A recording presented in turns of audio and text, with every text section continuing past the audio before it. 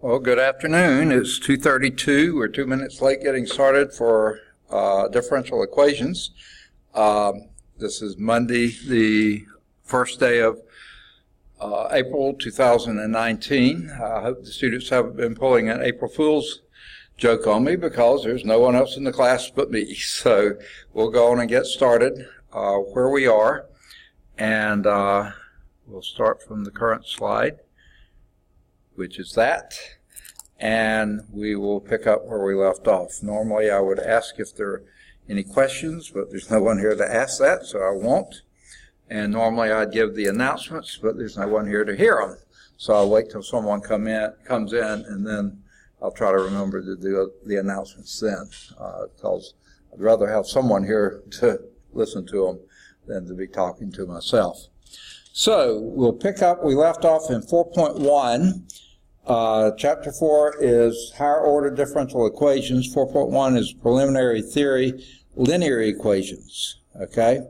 And we had done example 4, and we're getting ready to talk about linear dependence and linear independence. And these next two concepts are the basis for the study of linear differential equations, whether functions are dependent on one another or independent of each other. So here is definition 4.1.1, linear dependence / independence. So like I said, we have, let me get my pen set up here, a set of functions, f1 of x, f2 of x, I put the parentheses in the wrong, the comma in the wrong place, f3 of x, f sub 3 of x, dot, dot, dot, all the way up to f sub n of x. These are just n different functions of x, okay? And that's supposed to be an x there, okay. F sub 1 of x, f sub 2 of x, f sub 3 of x, and so on. All right. Up to f sub n of x. We have n functions. They're said to be linearly dependent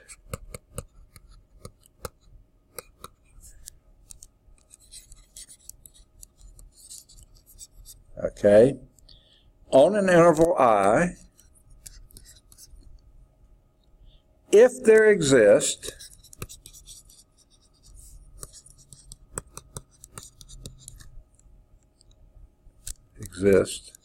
singular, plural,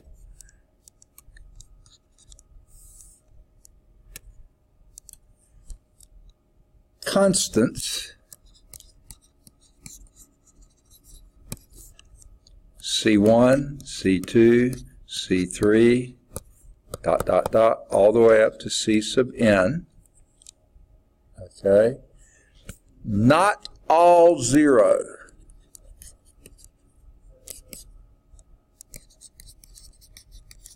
Okay, such that,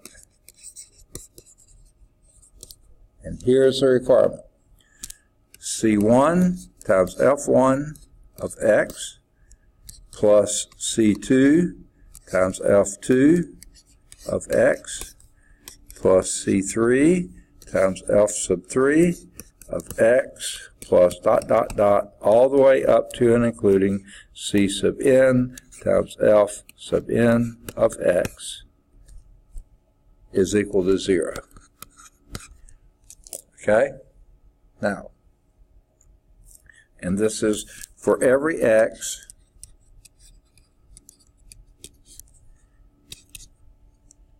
in the interval. Okay? Now, what does this mean? Here we have a set of functions. Okay?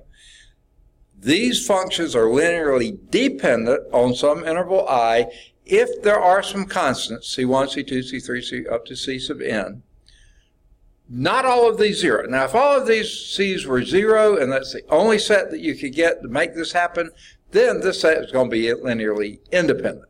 But if there is a set of constants, C1, C2, C3, all the way up to C sub n, and such that at least one of these, but generally more than one, is not equal to 0, and C1 of x, C1 times F1 of x plus C2 times F2 of x plus C3 times F3 of x plus dot, dot, dot, all the way up to C n F sub n of x, if that sum can be 0, when all the constants are not 0, then this is a linearly dependent set.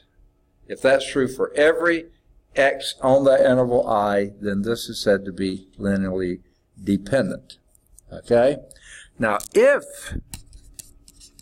the set of functions the same set that we were just talking about before, for some reason my pen has stopped writing and my screen has gone blank. There it goes. Goodness gracious. All right. Crazy. Okay, if the set of functions, that's not a dot there, okay, is not linearly independent,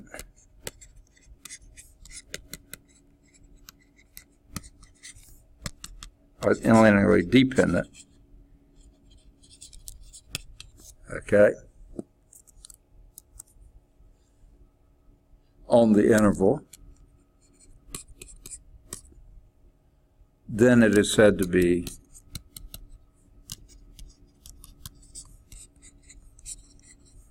linearly, my pen is so slow, independent.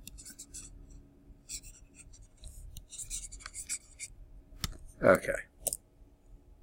So, another way of saying this, if there is no set of constants, C1, C2, C3, all the way up to C sub n, except when every one of those constants is 0, that you can have so that C1 times F1 plus C2 times F2 plus C3 times F3 plus dot, dot, dot, all the way up to C sub n times F sub n of x is equal to 0 for every x in the interval. If the only way you can make that happen is for every one of those c's to be 0, you can't make it happen any other way, then the set of functions is said to be linearly independent. Okay? If there is some set of C1s through C sub n, not all of them equal to 0, that will make that equation equal to 0, then they're dependent. That set of functions is dependent. If there is no set of c's other than all c's equals 0, that would make that statement true, then they're linearly independent. Okay? So in other words, the set of functions is clearly independent on an interval I if the only constants for which that function, that equation, C1 F1 plus C2 F2 plus C3 F3 all the way up to C n Fn added together can equal 0 is for every one of those constants to be 0, then the functions are linearly independent. Okay? Now, it's easy to understand these definitions for a set consisting of two functions, f sub 1 and f sub 2. If the set of the two functions is linearly dependent on the interval, then there exists some C1 and C2, not both 0, such that for every x in the interval, C1 F1 plus C2 F2 is equal to 0. Therefore, if we assume that C1 is not 0, then it follows that F1 would be minus C2 over C1 okay. They're making this a lot of words. Let's see if actually writing it will make it any better. Okay. Here's the two functions, and we're saying they're linearly dependent.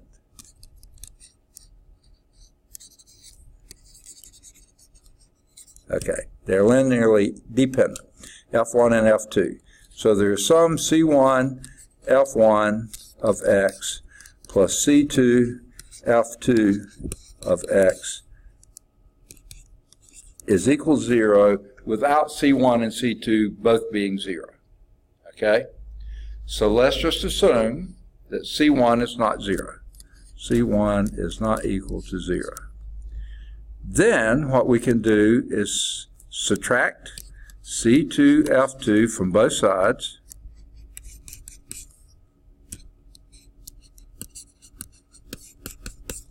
Okay?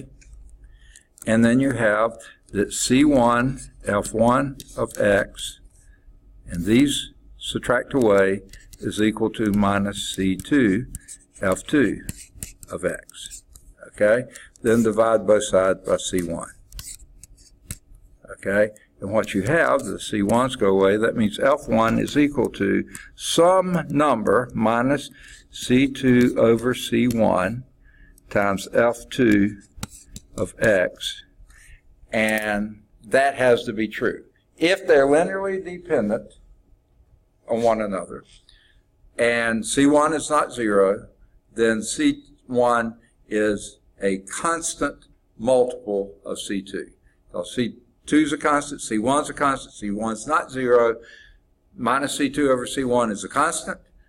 That means F1 is a multiple of F2. In other words, they're just, if you were to graph them, they would be parallel lines. That's what it means. I'm sorry, not parallel lines. They'd be the same line. Okay, same line. Okay.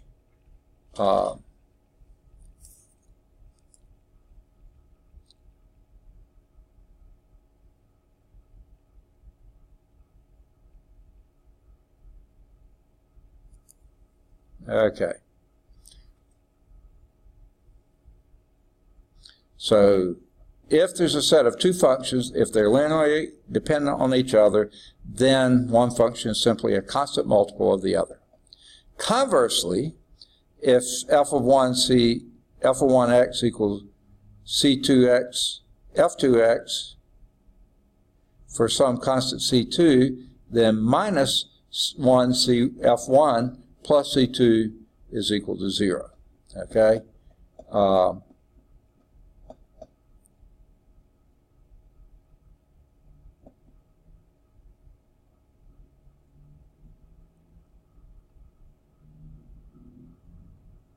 Hence, the set of functions is linearly dependent because at least one of the constants is not 0, minus 1. Okay.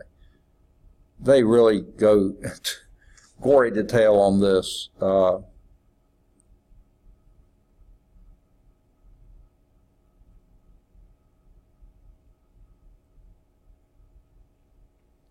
What they're saying here is, then let's just rename this. I don't know why they're doing this, but f1 of x is equal to some constant c2 times f2 of x.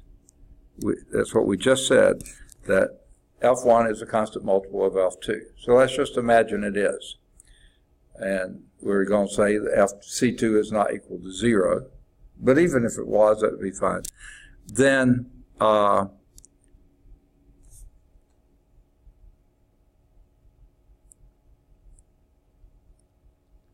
what you could do then is,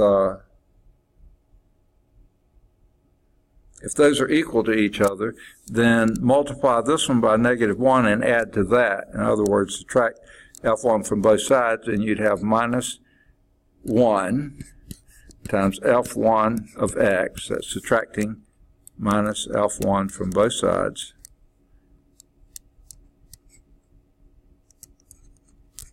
Okay. Plus c2 of f2,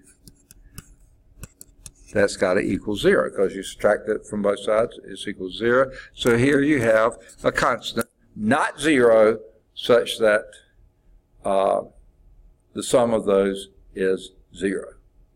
Okay. I don't know why they're beating this to death, but they are. Okay. So the conclusion here is a set of two functions, f1 and f2, clearly is linearly independent when neither function is a constant multiple of the other. So the inverse of this is true. If one is a constant multiple of the other, they're linearly dependent. So therefore, if you only have two functions and one of them is not a a multiple of the other, some multiple of the other, then they're linearly independent. Okay. So here's an example. F1 of x is equal to sine x. Okay? Oh, I'm sorry, sine 2x. Sine of 2x. Okay? F2 is equal to sine x cosine x. Okay?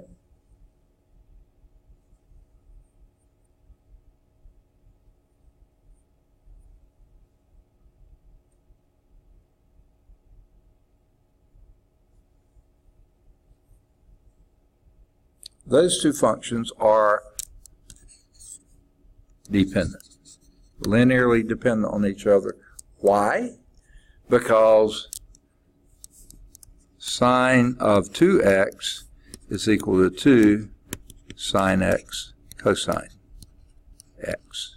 That's an identity, the double angle formula. And I don't know why the pen is not writing worth anything today and keeps flashing, because one is a multiple of the other. So no, they're linearly dependent. Okay? So if you have, on the other hand, if f1 of x is equal to x, but f2 of x is equal absolute value of x,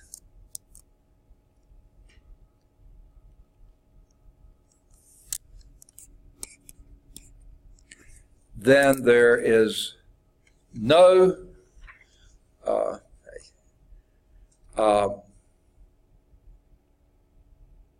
set of constants other than both zeros, so that for all x's on the domain, positive and negative x's. Now, if you stuck just with positive x's, then no. Yeah, those are the same functions. But if you include negative x's in there, then there's no linear combination of those without both being 0 for any x less than 0 to make that sum equal to 0. And that would be on the, as long as you're on the interval minus infinity to infinity. If you're on the interval from 0 to infinity, no, they're not linearly independent. But if you're on the interval that includes any negative number, they're not. Okay.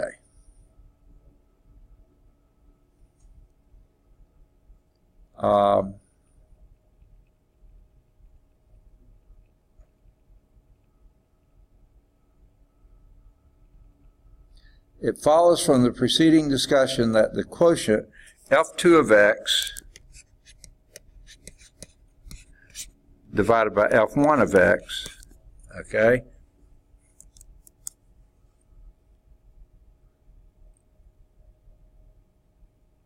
if that is not a constant,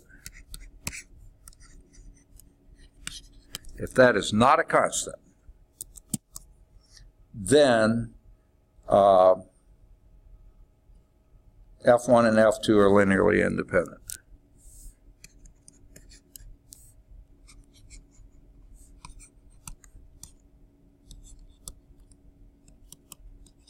Linearly independent. All right. So let's do example 5. A lot of blah, blah, blah here. Here's some functions. F1 of x. Keep doing that. F1 of x is cosine squared h. Cosine squared x. F2 of x is sine squared x.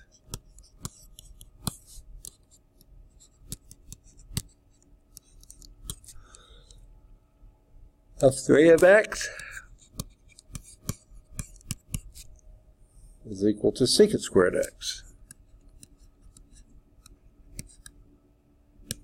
And F4 of x is equal to tangent squared x. Okay. It says that these are linearly dependent.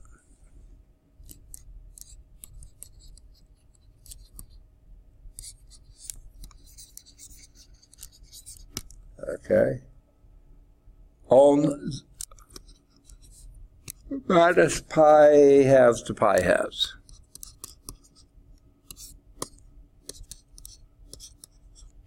All right.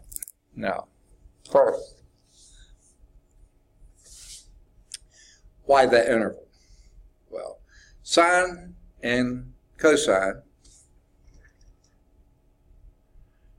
and their squares are defined everywhere. If that's all we had, you could define these on minus infinity to positive infinity. However, both secant squared and tangent squared are not defined at either 1/2 pi or pi halves, or negative 1/2 pi or pi halves. And the reason is because they are secant squared is 1 over cosine squared, and tangent squared is sine squared over cosine squared. And cosine is 0 at both negative pi halves and pi halves. Not 0 anywhere in between, but it's 0 at both of those values. So therefore, the functions wouldn't even be defined at those endpoints. So we're going to restrict ourselves to the interval between minus pi halves and pi halves, not counting either one, because the functions aren't defined on the interval that does include those. Okay, so, but now we're going to show that still those four functions are linearly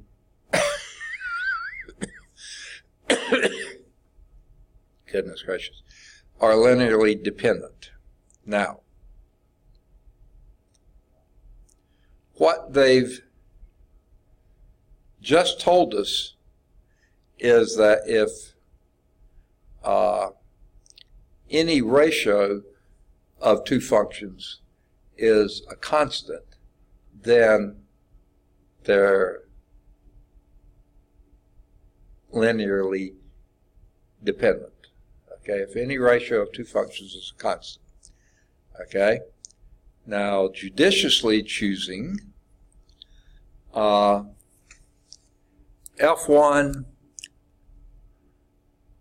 divided by F3. Let's see what that gives us. F1 of x divided by F3 of x. That would be cosine squared x divided by 1 over cosine squared x.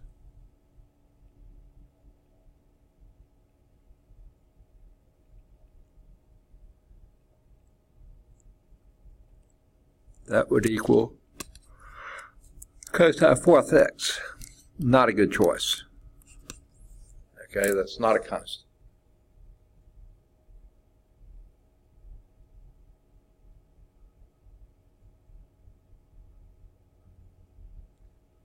Well, but it is a constant for some value of x on that interval. I don't know if that counts or not.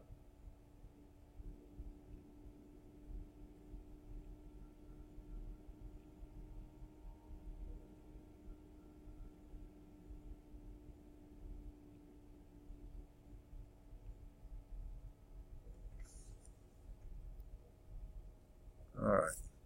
Well, let's go back to the definition. C1 cosine squared x plus C2 sine squared x plus C3 secant squared x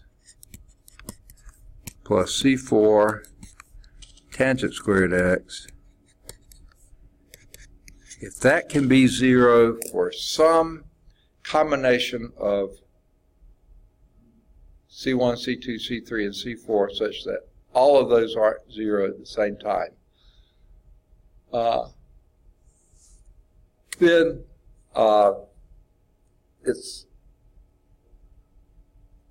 if it can't be shown that, then they're linearly dependent. If it cannot be shown that they're if that, the only way that can be 0 is C1 through C4 are equal to 0, then that doesn't look like a plus there, but it's supposed to be. Okay. Then that's linearly independent. Okay. So what we could do here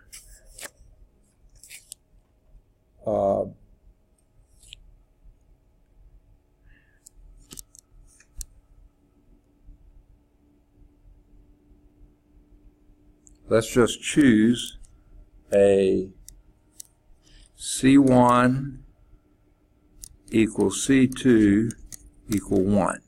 That's not 0. Okay?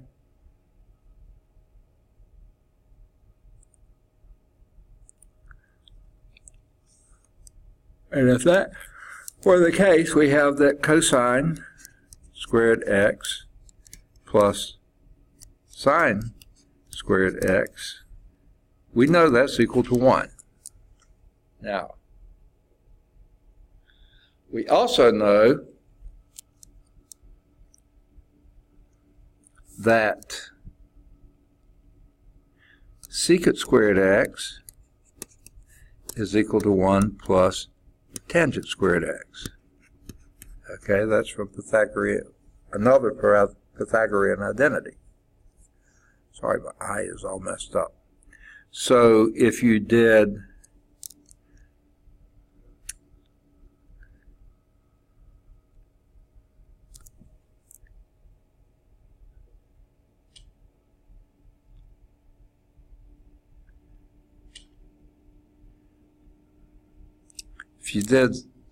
C3 equal minus 1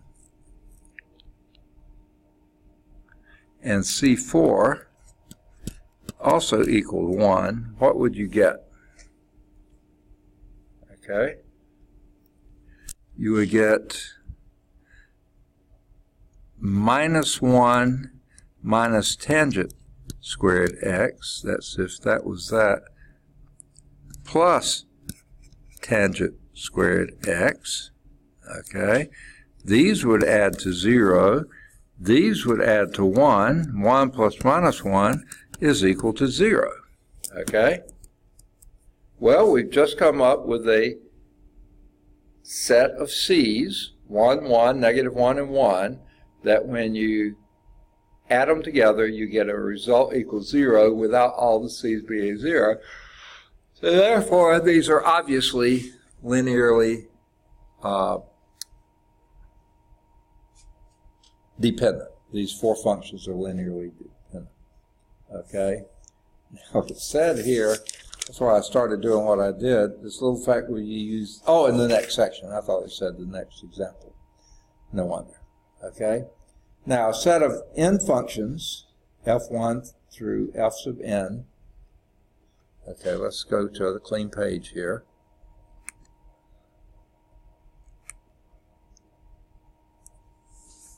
Okay. All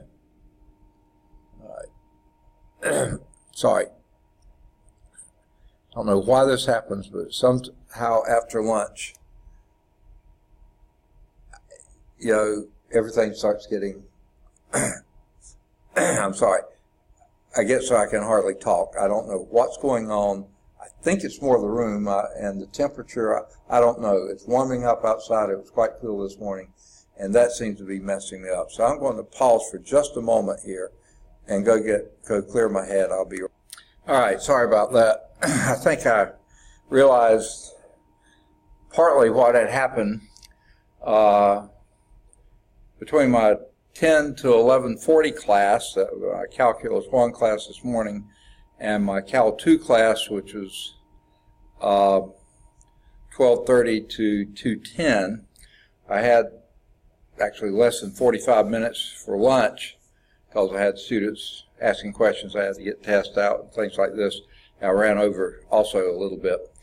So I had less than 45 minutes for lunch, so I crammed down lunch and hardly drank anything. And then I was going to try to replenish my moisture, get some more to drink in between the 2:10 and 2:30 when this class started, and I didn't even get to the office. I mean, I literally, people stopped me in the hall. I had questions after class, had to get various things, and did not get to the office until almost 2:30 when this class was supposed to start. So I basically got one swig of water or something like that, and that was about all, and came up here to start teaching. I think that's what it was, and then in talking, I dehydrated it even further. So I just got so clogged up, so thick I could hardly speak. So I went down and drank, and finally things loosened up a little bit. Now I'll probably have to go to the bathroom, but hopefully we can finish the course. I did bring my watch back, because nobody's in here to tell me the time. So we go until 3:45, so we've got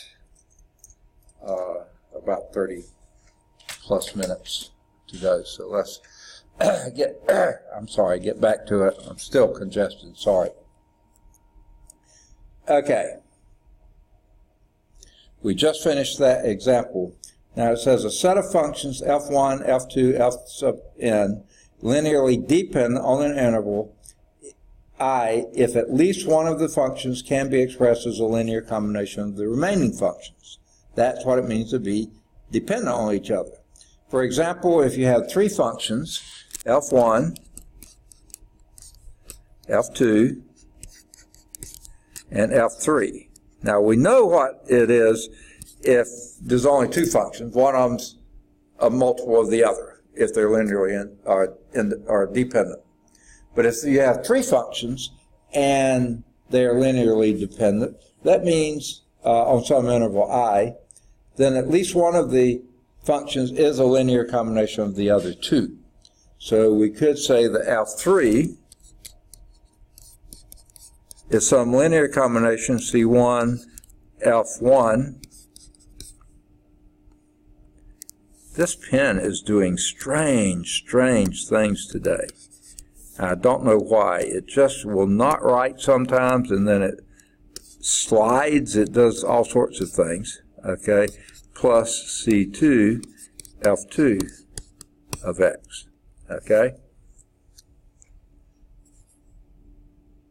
For all X's in I. In the interval I. Okay? A set of n functions is linearly independent on I if no one function is a linear combination of the other functions. Okay? So if you had n of these things, not just three, if you had n of them and you could not find one of them, F sub I say, that could be written as a linear combination of all the others, then it's linearly independent. Okay. So here's example 6. Again, I can't talk, but I'm going to try. So let's erase those and do example 6. The set of functions f sub 1 of x is equal to the square root of x plus 5. F sub 2 of x is square root of x plus 5x. Okay. F sub 3 of x is equal to x minus 1. And F sub 4 of x is equal to x squared. Okay? It says that function is linearly dependent.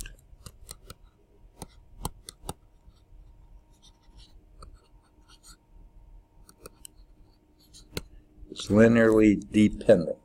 Okay? Now, how do we know that? Now, they just pick some numbers out of there like they did last time and make them work. And we got to see it. Ding, ding, ding. Okay, I'll turn on the projector. All right, good to see you. battery in my truck was dead. I tried to leave the work center. What you say? My battery in my personal truck was dead. Yeah, sorry. Had to use my work truck to jump out. Sorry. Today's the 1st. All right, so we have one person here. Now, it said on the recording I'd wait and do announcements until somebody came in, so let me do these. I'll try to do them quickly. This is the administrative calendar for the college. They come out with this every month. Some months I don't ever get around to printing it until it's too late to make any difference. And this is a lot of stuff I don't even know what it is, and it doesn't influence most of us. But there are a few things that do. Now, this is on here, but I want to let you know Wednesday is what they call L Day. Now, that doesn't mean anything except they're just going to have a lot of events. So when you drive up and you see music playing and all sorts of stuff, that's what it is, L Day. Don't think the classes have been canceled. They're not. Some classes might be. I heard that one of my students in my second class said that his instructor in his first class had said, don't bother coming on Wednesday. But that instructor is located on the Birmingham campus. He comes out here to teach 1 or 2 classes a week, or at least 2 a week, but 1 or 2 sections he has on this campus. And evidently he has something he has to do for L week over there that he can't come out here. So a few interrupts. I don't have anything I've got to do for L week. I'll be here. Okay. So as far as I know, classes are not canceled. But just let you know that. Now, that's Wednesday the 3rd. Online registration is supposed to open for summer term next Monday, 1 week from today. So if you are going to come in the summer, you can start doing that. Most of the classes you'll be taking, they're not going to fill up. But we do want you to register if you are going to register, because otherwise we may wind up with very few students and then cancel them. So it is still good to register. Then Thursday of next week, not this week, Thursday of next week, the 11th, is Honors and Awards Day, and that's over on the Birmingham West Campus, Arthur Shores Building, which is our gym. But it's usually in the morning. They don't list the time here. It's usually in the morning, and usually it's over around noonish. So it won't, in fact, influence this class at all. My class before here might be a little late getting started, depending on how late the program goes. My first class will almost be wiped out completely, because we usually have to be there at least 30 minutes beforehand, and that class starts at 10. So I'm sure it's going to, the program's going to start usually around 9:30 or so. And then it'll go a couple of hours, so I won't be back for my first class. But it will be. That's not this week, it's next week on Thursday, not Monday and Wednesday. Oh my, the more they come to work, no, okay. If anyone's taking a second mini-term course, the 60% completion date for that course, second mini-term course, is next Friday, not this Friday, but the following Friday. I think that means after that you can withdraw and not owe any money back if anyone's at a second mini-term class. Then later in the month, we'll come up with last day to withdraw from classes for for mini-term 2 and full-term classes. We'll come up with last day of class. Final exams start on Tuesday the 30th, the last day of April, and they go through Tuesday of the next week. Okay, so you won't have a final. Our last class will be Monday the 29th. I'll give you the last test that day, and that will be your final exam. Get it back to me anytime the next week. That's most of what I see there.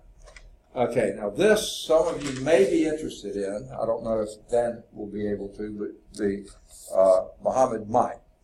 The NASA Community College Aerospace Scholars Program. Now that's a long name, but they do N for NASA, C for Community College, even though there's 2 C's there, Aerospace A, Scholars S, NCAS. You'll see various things like that sign right up there, NCAS. That's what it stands for. This program will be starting in the fall, and the applications for the fall program is now open until May 15th. Okay, so you have about 6 weeks to apply. They sent us this last Tuesday. That's during spring break. Okay, and said that day there was a live info session. Well, I didn't get the email until after it was over, so I couldn't get it to any of you until after it was over. So, but that was the 26th. But they do have several websites you can go to get information. So if you want to know more about this program, we've had some students participate in it before, and it seems like it's a lot of fun, incredibly interesting.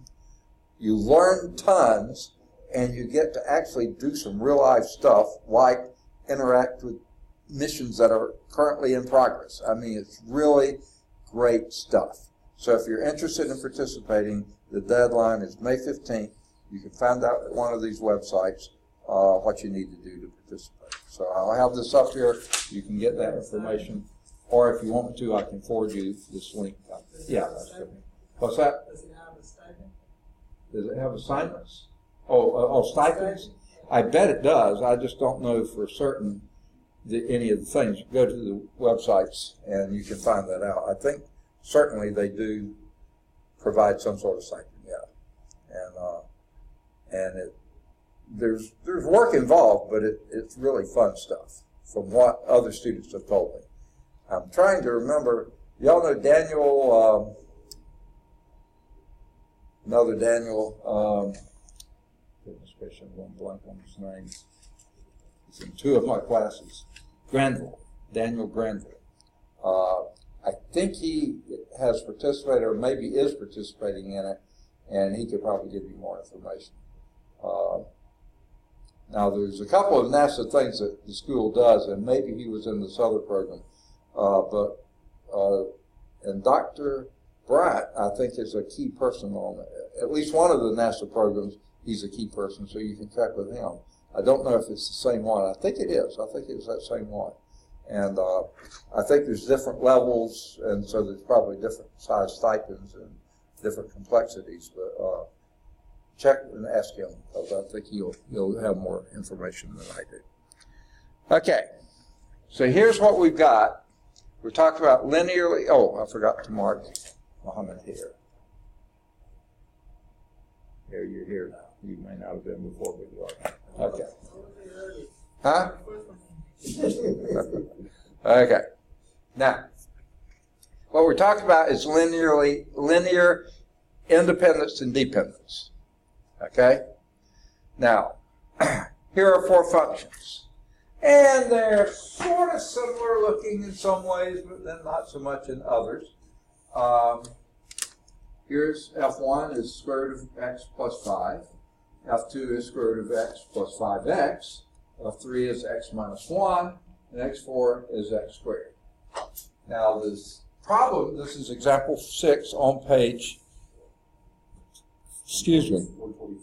124, chapter 4, section 4.1. Okay? They tell you it's linearly dependent. Now what does that mean? That means that there's some set of constants that if you move a C1 times this one, plus a C2 times that one, plus a C3 times that one, plus C4 times this one, is going to equal 0 without all of the C's being 0. If all the C's have to be 0, they're linearly independent. But if you can come up with some C's that will work and make this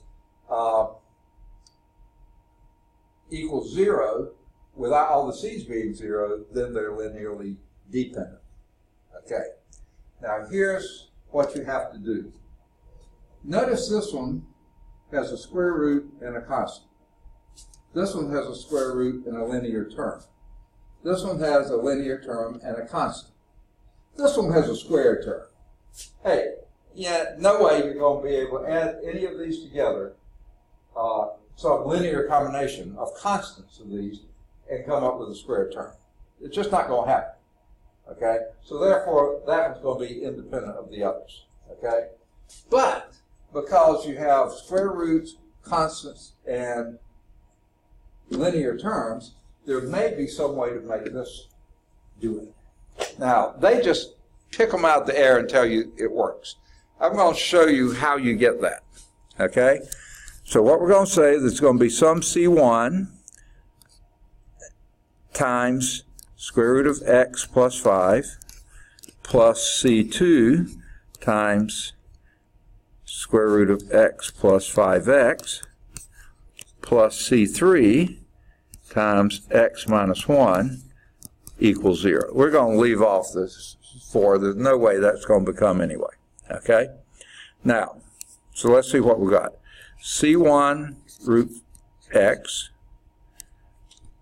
plus 5C1 plus C2 root x plus 5C2x plus C3x minus C3 equals 0.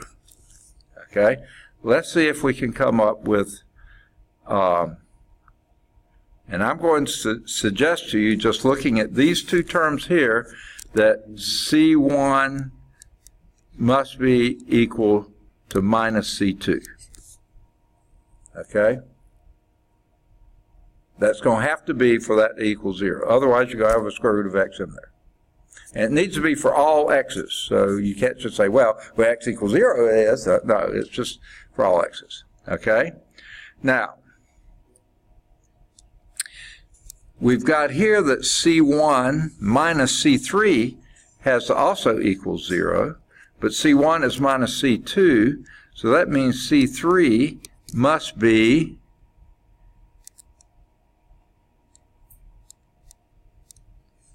C2. Is that right? No. 1/5 C2.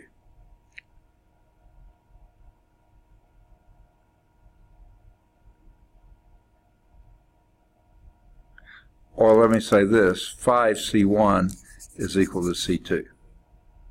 I think that will work. Okay? Ooh, eye itches.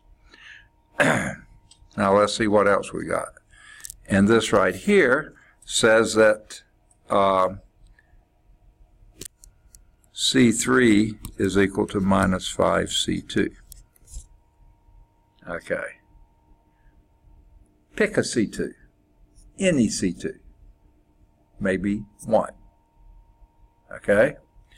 Then if C2 is equal to 1, C1 is equal to minus 1,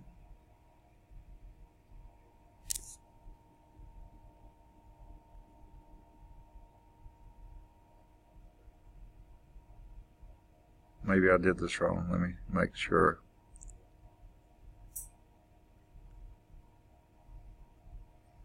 C2 is, and C3 is equal to minus 5. I think that'll work. Let's see if that does indeed work. Okay. Let's do minus root x. Okay. Minus 5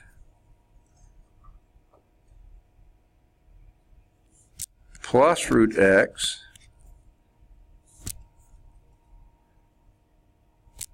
plus 5x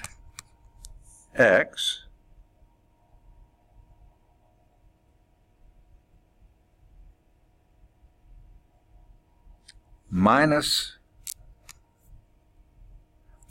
5x plus 5. Sure enough, 0, 0, 0. I don't understand how you got some of those. Well, it's too late now. No. Okay. All right. Okay. Looking at this, let's just look at like terms. Here are the only terms with root x's in them. Okay, first you see how I'm plugged in there? Okay, I vaguely understand how you got the C1, C2, C3. Yeah, because basically what you do, C1 times F1 plus C2 times F2 plus C3 times F3. If you can make that zero without all the C's being zero, then it's linearly dependent. If you can't make it equal zero unless all the C's are zero, then it's linearly independent. So we did that. We did C1 times this one, plus C2 times this one, plus C3 times that one. So that's what that line is set equal to zero. So that gave us the C1 root x plus 5C1 plus C2 root x plus 5C2x plus C3x minus C3. And so that's equal to zero. Now for that to be zero, that means the root x's terms have to add to zero, which means C1 must be minus C2. Okay? All right. Now, So we just randomly picked C2 as 1. What's that? We just randomly picked C2 as 1, right? Yeah, I did that because what I did then, I also looked at this and said 5C1 minus C3, yeah, 5C1 minus C3 is equal to 0. Well, 5C1, okay, no, too many moving parts here. So this says that C3 is equal to 5C1, right? Because 5C1 minus C3 equals 0. That means C3 must be equal to 5C1. Okay? The C1 was minus C2, so that means C3 is equal to minus 5C2. Because these two have to be equal to each other. C3 must equal 5C1. Oh, subtracted, they go to 0. But C1 is minus C2, so that may. So what I was trying to do is get a C2 on the right-hand side of all of this. Okay. Now, the third one is this one, 5C2 plus C3 has to equal 0. Well, that means 5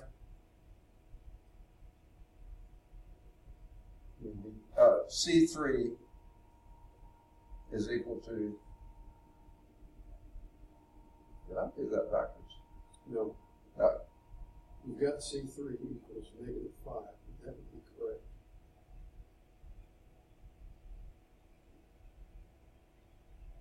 I think I did do this one backwards, or didn't I?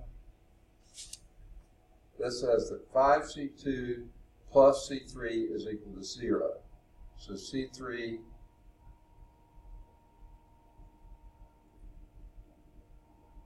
should have that C3 is equal to minus 5C2. Oh! No. I'm getting myself confused here. Okay, these two produces this. These two, 5C1 is equal to C3. So C3 is equal to 5C1, because C1 is minus C2, that's minus 5C2. Okay, and then this one says that 5C2 minus plus C3 is equal to 0, so C3 must be equal to minus 5C2. So I have that written down. No wonder you couldn't make any heads or tail out of it. I got too fast. 5C2 is equal to C3. C3 is equal to minus 5C2 because the sum of them is equal to 0. Okay, so pick. Yeah, I wrote it wrong, but did it right. I don't know how. So you see, now we got C2 on the right-hand side everywhere. So just pick a convenient value for C2. Not 0, because you don't want it to be 0. So pick 1. That's really easy. So if C2 is equal to 1, this says that C1 has to equal minus 1. And this says, oh, it didn't matter because I didn't even use this one. Okay? And this one says that C3 would equal to minus 5. And then if you can check it with this and see,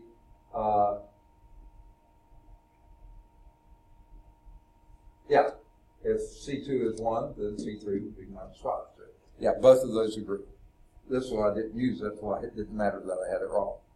Okay, so now we got a value, not all 0, in fact, none of them are 0, such that the combination the linear combination of those is equal to 0 without all the constants being 0. And then I went in to check and just plug them in to see. With C1 equal to minus 1, that would be a minus root x minus 5, C2 positive 1, plus root x plus 5x, minus 5 C3, x minus 1, that would be minus 5x, and minus is plus 5. And then look at that and see the minus x's, root x's go out, minus 5 and plus 5 go out, and 5x minus 5x. They all add to 0. Without the constants being 0, that means those three are linearly dependent. So one or more of those three could be written in terms of the other two. In fact, F2 could be written in terms of F1 and F3 because they both have root x's in them and they have constants in them, and yeah, everything will work. So yeah, that would work. Okay. So they are, and they just said, observe that if you chose, and they chose different ones. They chose 1 for C1, 5 for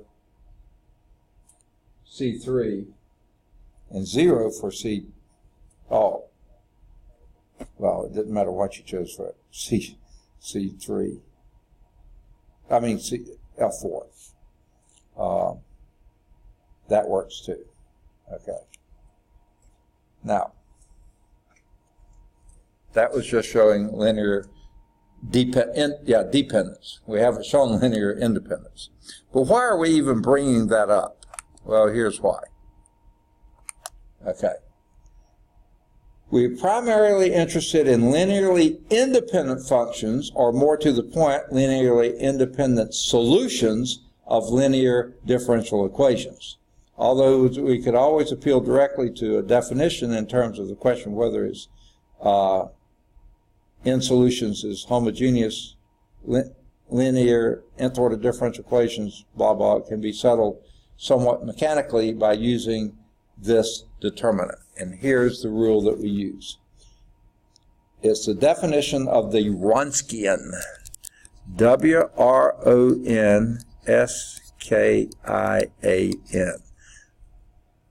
Sounds like a good Irish name, doesn't it? Okay. Wronski was, I think, a mathematician, and he may be a good paper topic if you want to follow up and see who he is, how he did this. But here's the definition of the Wronskian. This is definition 4.1.2. Suppose that each of the functions, f1 of x, f2 of x, I can't write all these symbols repeatedly and not screw them up somehow.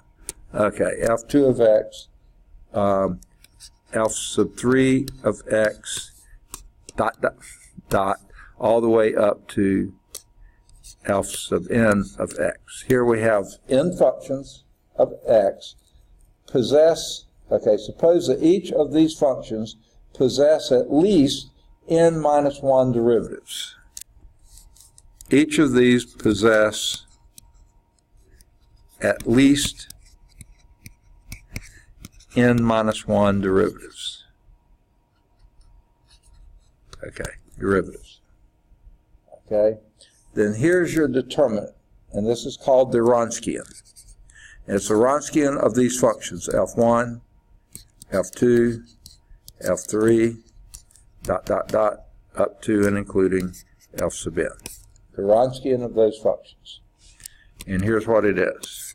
Determinants. Now, do y'all know or remember how to do determinants? Have you ever done them before? No? Okay. I did. I probably don't remember. Okay. Okay. Well, here's what you put in the determinant. Now, to take a determinant of a matrix, the matrix must be square.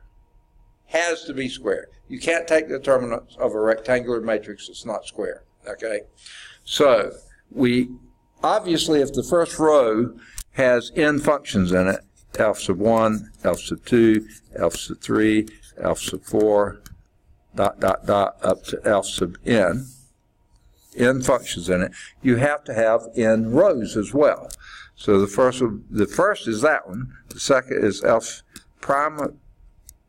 sub 1 prime, f sub 2 prime, f sub 3 prime, f sub 4 prime, dot, dot, dot, up to f sub n prime. That's the second row. First derivative.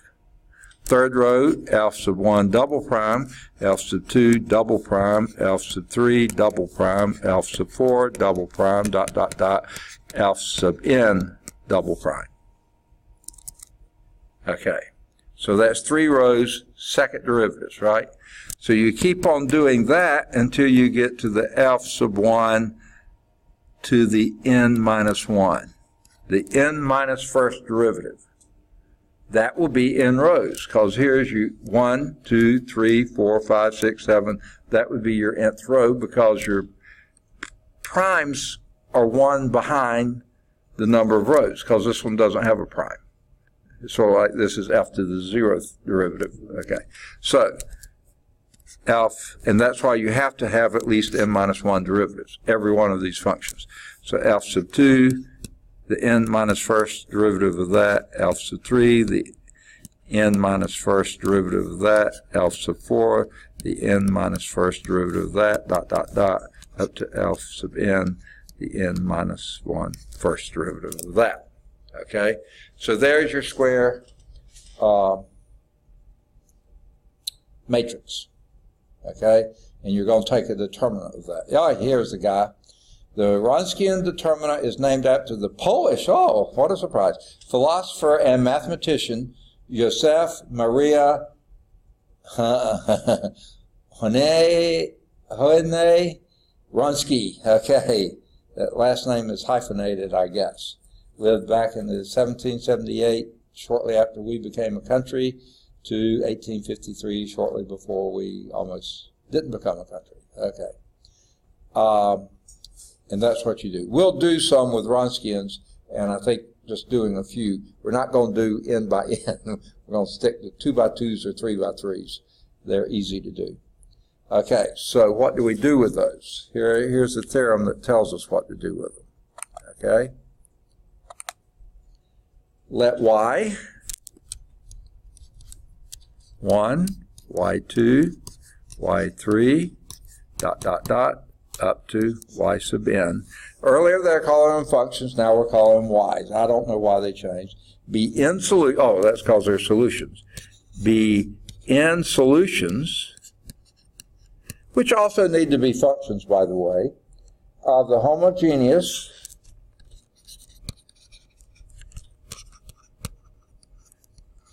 Now, I've had one student who always called it homogeneous, and that's another way to pronounce it. I don't know why I always called it homogeneous, but I do. Maybe one of my instructors or professors once called it that, and I've called it ever since. I don't know how you pronounce it, homogeneous or homogeneous. If it's milk, it's homogenized. If it's functions, I think it's homogeneous. But I don't know, okay? Linear nth order differential equations be in solution of the homogeneous nth order linear differential equation, I'm just going to call that DE, differential equation, on some interval I. Okay. Then the set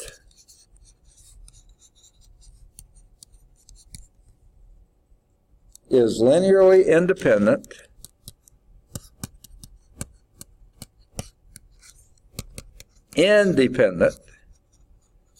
okay, on I,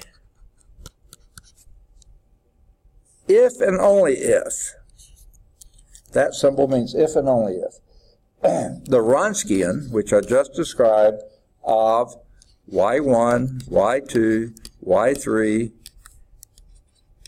up to and including y sub n, is not equal to 0 for every x in the interval.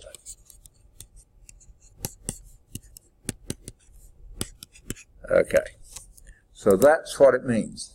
So, rather than having to go through and do linear equations and trying to solve them, all you have to do is do the Wronskian. Okay?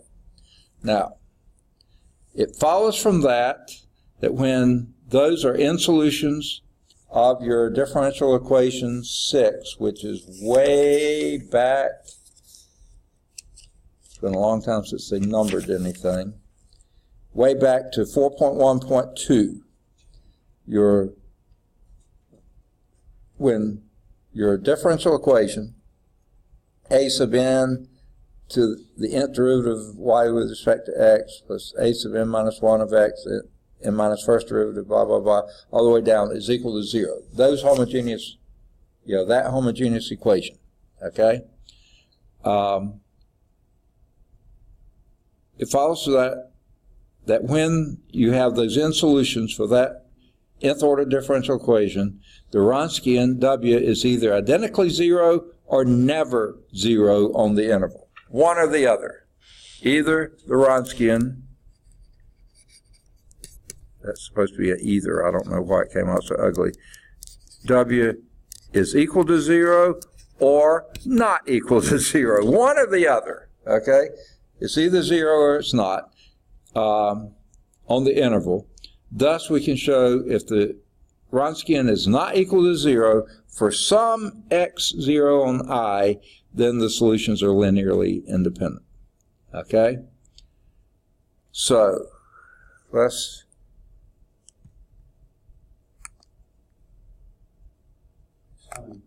Yeah, oh, sorry. Did I write something too soon? Oh, okay. Oh, it's time. Oh, okay. Well, we'll pick up and go from there next time. Let me see if I can find the eraser here. All right.